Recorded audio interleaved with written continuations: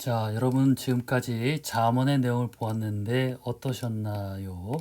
아마 잠언에 여러분들이 자주 읽었지만은 생각해 보지 못했던 많은 구절들이 있었다라는 것을 아마 발견하게 되었을 것입니다. 이제 지혜문헌의 특성이 어떤 건지 조금은 더 친숙해지셨으리라라는 생각이 듭니다. 자, 강의 시간에 우리가 잠언의 모든 부분은 다 다룰 수가 없어서 대신 이 잠언의 모든 내용들을 한 10분 안에 잘 정리한 그런 동영상이 있어서 보여드리도록 하겠습니다. 바이블 프로젝트라는 데서 만든 건데요. 이것을 보시면서 잠언의 전체적인 내용을 한번 머릿속에 그려보시기 바랍니다. 이 영상을 끝으로 오늘 강의는 마치도록 하겠습니다.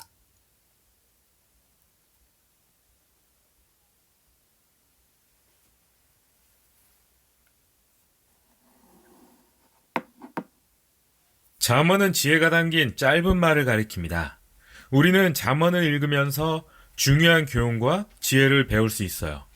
그 교훈은 책의 중심부인 10장에서 29장의 대부분 있지만 그 외의 곳에서도 많은 교훈들을 살펴볼 수 있어요. 1장에서 9장, 결론인 30장에서 31장에 더 많은 것을 살펴볼 수 있어요. 이 책의 처음 부분은 1장 1절에서 9절까지로 솔로몬 왕과 연관되어 있어요. 열왕기상 3장을 보면 솔로몬은 이스라엘을 잘 다스리기 위해 하나님께 지혜를 구합니다. 솔로몬은 고대 역사에서 가장 지혜로운 사람으로 알려져 있고 열왕기 4장에서 그는 수천 개의 시와 잠언을 썼다고 기록되어 있어요. 그 안에는 온갖 식물과 동물에 대한 지식도 있어요. 그래서 마치 모든 이스라엘의 지혜가 솔로몬에서 시작된 것처럼 보여요.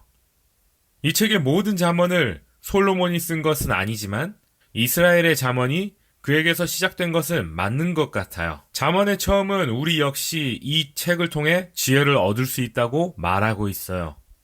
우리에게 지혜란 지식을 의미하지만 그것은 머리의 지식을 넘어 살아있는 행동까지 포함해요. 지식과 마음과 행동이 하나 된 것이에요. 출애굽기 31장을 보면 이 지혜를 가지고 있던 사람은 다름 아닌 이스라엘의 예술가와 장인이었다고 할 수 있어요. 이 책의 목적은 하나님의 백성이 그들처럼 이 땅을 살아가는 실제적인 지혜를 배우도록 하는 데 있어요. 잠언의 처음 내용은 아주 중요한 핵심과 연결되는데 그것은 바로 여호와를 경외하는 것이에요. 경외심이란 공포나 두려움이 아니라 여호와를 예배하고 높이는 것과 자신을 낮추는 것을 뜻해요. 또한 내 인생의 주인이 내가 아님을 깨닫는 것이죠. 내가 옳고 그름의 정의를 내릴 수 없다는 것을 알고 오히려 하나님 앞에 겸손해질 때 하나님의 뜻을 인정하고 따르게 되는 것을 말해요. 그것이 나에게 불편해도 말이죠. 이제 이것을 생각하면서 1장에서 9장까지 살펴보아요. 여기에 잠언은 짤막짤막한 가르침이 아니라 아버지가 아들에게 전하는 10가지 교훈으로 이루어져 있어요. 하나님의 지혜에 귀 기울여야 하고 여호와를 경외하는 것을 배워나가고 그에 따라 살아가야 한다는 가르침이에요. 이것은 착함과 성실함, 자비가 있는 삶을 의미하고 그렇게 할 때 평화롭고 행복한 삶을 살 수 있어요. 아버지는 아들에게 어리석음과 악함, 어리석은 결정에 대해 경고하고 있어요.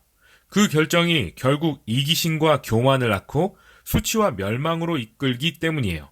따라서 지혜를 쫓아 여호와를 경외하는 것이 인생 최고의 목표가 되어야 한다고 말하고 있어요. 이러한 생각이 이 책 전체의 내용을 이루고 있어요.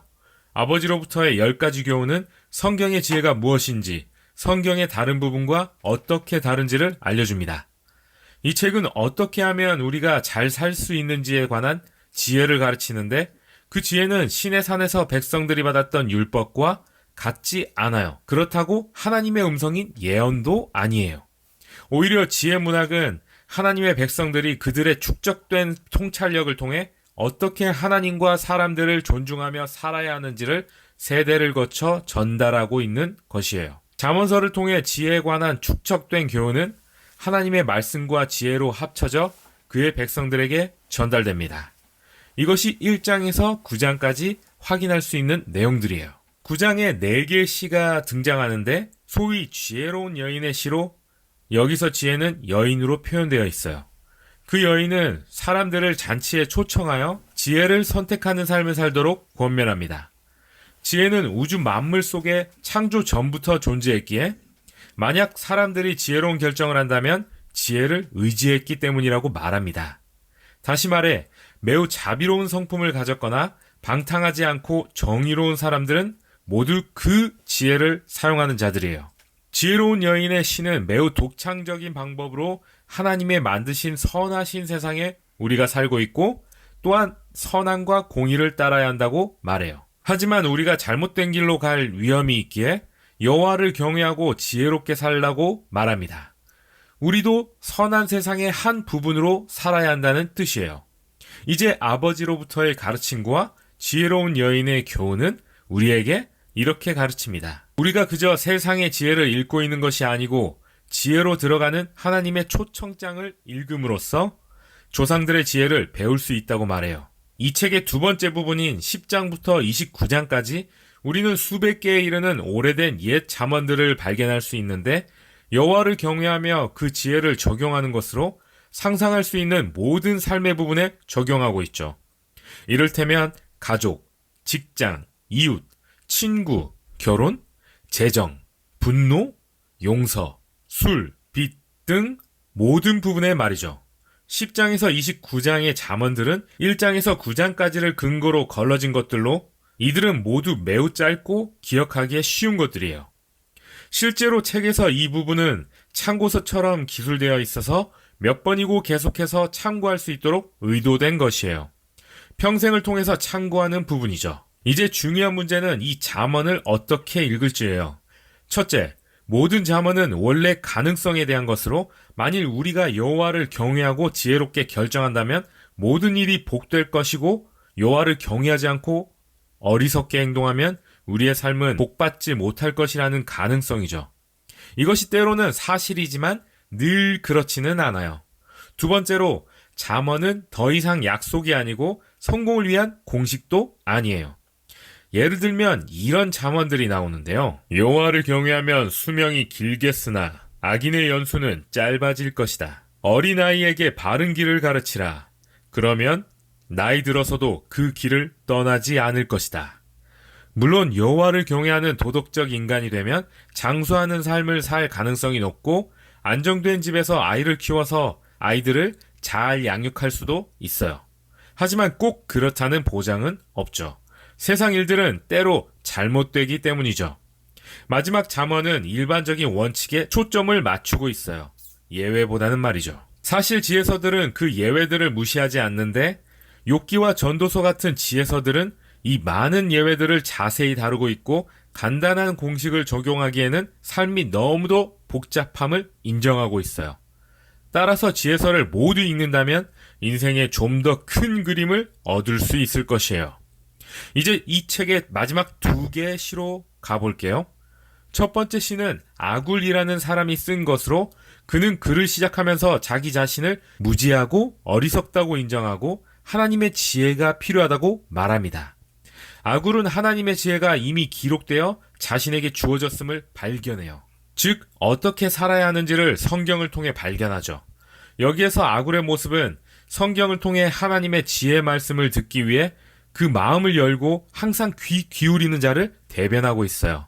마지막 시는 르무엘이라는 인물과 연결되어 있는데 그는 왕으로 이스라엘인은 아니었지만 어머니가 그에게 가르친 잠언을 전하고 있어요. 그의 잠언은 지혜롭고 공의로운 지도자를 위한 일종의 지침서와 같아요. 마지막 시는 각 행의 첫 자음이 히브리어 알파벳 순서로 되어 있는 알파벳 시로 이 시는 현숙한 여인의 성품에 대해서 말하고 있어요. 이 시는 잠언의 지혜를 따라 본이 되는 삶을 사는 여인을 묘사하고 있어요. 그 여인은 하나님의 지혜를 쫓아 그 지혜를 실제 삶의 영역, 즉 일터와 가정, 그녀가 속한 공동체에 실제적으로 적용하고 있어요. 이 책은 아버지가 아들에게 지혜로운 여인의 말에 귀 기울이라고 시작하고 이제 어머니가 아들에게 전하는 잠언으로 끝맺고 있는데 현숙한 여인에 관한 것으로 끝맺고 있죠. 이 책은 삶의 모든 순간에 모든 사람이 하나님이 만든 세상에서 지혜롭게 살 수 있도록 도움을 주고자 쓰여진 책이에요. 이것이 바로 잠언입니다. 예, 여러분 수고 많으셨습니다.